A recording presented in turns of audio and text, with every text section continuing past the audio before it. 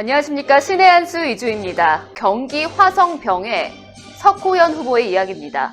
정체불명의 남성에게 폭행 테러를 당했다고 합니다. 정말 충격적인데요. 선거 기간 중에 통합당 후보들을 향한 테러 행위가 심각한데 이를 언론은 제대로 보도를 하지 않고 있습니다. 자세한 이야기 우동균 기자 함께 나눠보겠습니다. 네, 안녕하십니까? 안녕하세요. 네, 이 화성병의 후보님의 테러 행위는 저희가 몰랐어요. 근데 폭행을 당해서 입원까지 하셨다고 합니다. 네, 그렇습니다. 정말 충격적인 소식입니다. 지금 이 수도권 지역을 중심으로 통합당 후보를 향한 테러 행위가 이어지고 있습니다. 경기 화성병에서 통합당 후보로 지금 선거에 임하고 있는 석호연 후보가 신원 미상의 남성으로부터 폭행을 당했던, 테러 행위를 당했던 사실이 뒤늦게 알려지고 있어서 충격을 주고 있습니다. 경기 화성병에 석호연 미래통합당 후보가 이번에 출마했습니다. 열심히 지금 선거에 임하고 싸우고 있는 그런 상황인데요. 지난 4월 2일 오후 4시 30분쯤에 정체불명의 40대 후반으로 추정된 남성이 경기 화성병 석호연 후보를 상대로 폭행 테러 행위를 벌였던 것이 드러난 것이죠. 이게 어떤 상황이냐면요.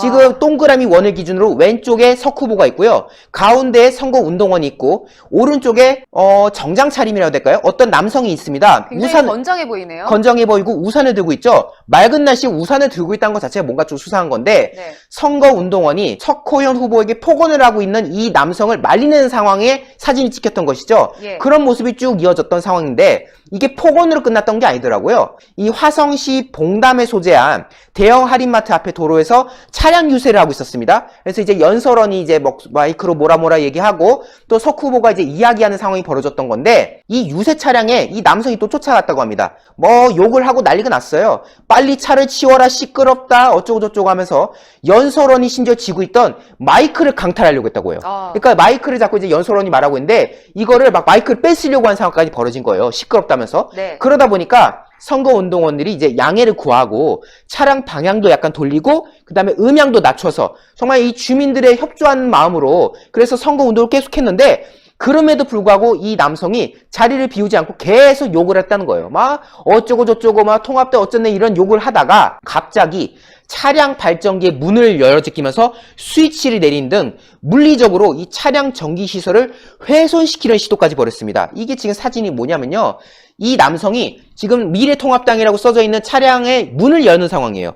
문을 열어서 이제 거기에 뭐 전기시설 있지 않습니까? 뭐 전광판이랑 이런 것들이 이제 돌아간 시설인 건데 이 스위치를 자기가 인위적으로 내리려고 했던 상황인 거죠. 명백한 선거 방해 행위를 자행한 것입니다. 네. 여기에 대해서 이제 선거 운동원들이 화들짝 놀라서 제지하는 등등의 상황이 계속 벌어졌던 거죠. 그런데 이 대낮의 맑은 날씨에 검은 우산을 들고 있었지 않습니까? 네. 이 우산을 들고 있던 이 남성이 결국에 연설대 올라가가지고 연설 중이던 석호연 후보를 향해서 우산대로 내리치는 상황이 벌어졌다는 거예요. 폭행이 벌어진 거죠.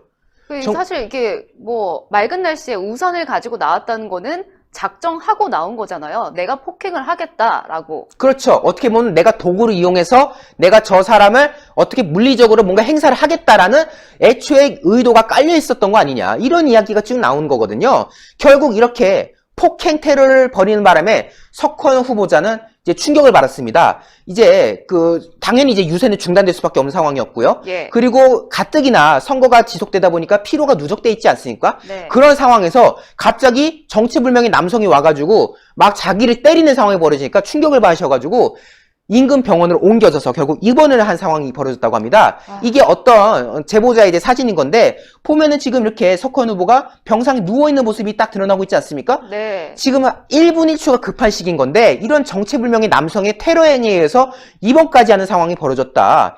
지금 결국 이게 우연의 일치일까? 왜? 지금 지난날 오세훈 후보, 나경원 후보, 그리고 최근에 주광덕 후보, 이번에 이 석호연 후보 일까지 이 통합당 후보를 상대로 지금 유독 테러 행위가 지금 지속되고 있는 상황인 거거든요.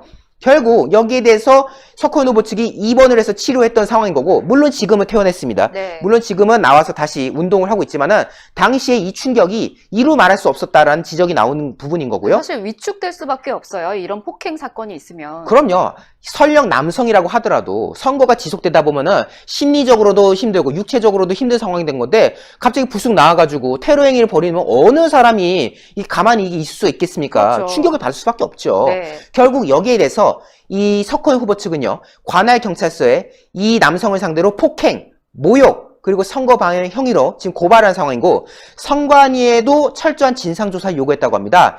석호현 후보 측에서는 이렇게 입장을 밝혔습니다.